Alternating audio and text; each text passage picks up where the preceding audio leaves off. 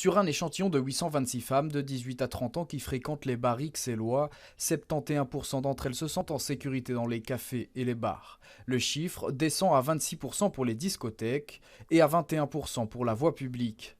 Ces résultats sont le fruit d'une étude réalisée sur plusieurs semaines par un cabinet d'expertise. L'objectif était de vraiment prendre une mesure un peu scientifique de ce qui s'était passé. Donc dépasser le côté très grosse colère, revendication qui était... le propos n'est pas de dire que c'était légitime ou pas, mais l'idée était de comprendre ce qui s'était passé et arriver un petit peu à chiffrer ce qui se passait. Plus de la moitié des répondantes disent avoir été victimes de harcèlement ou d'agressions sexuelles dans les quartiers ixellois. L'étude diagnostique le manque de confiance envers les institutions en cas d'agression.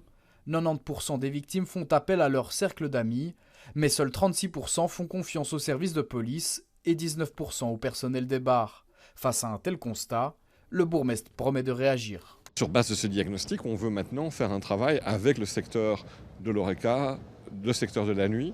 Je me réjouis d'ailleurs que les fédérations représentatives de ces deux secteurs ont vraiment la volonté, je pense, de travailler de manière très concrète. Plusieurs pistes d'action sont avancées pour mieux sensibiliser le personnel des bars à réagir, mais les revendications des mouvements militants ont déjà eu un écho dans certains établissements. Il y a des établissements qui ont réussi à rapidement mettre des choses en place. Je pense au C12 par exemple, où il y a un petit briefing sur ce qu'est le consentement, etc. à l'entrée, une bouteille d'eau à la sortie. Et on sait qu'il y a une awareness team à l'intérieur. Donc il y a des choses qui ont été mises en place très rapidement. Donc ça prouve que c'est possible. On a été contacté par 2-3 autres établissements en nous demandant un petit peu qu'est-ce qu'on peut faire, qu'est-ce qu'on peut mettre en place. Le cabinet d'expertise espère pouvoir maintenant réaliser une nouvelle étude sur la question des agressions sexuelles auprès d'un panel constitué uniquement d'hommes.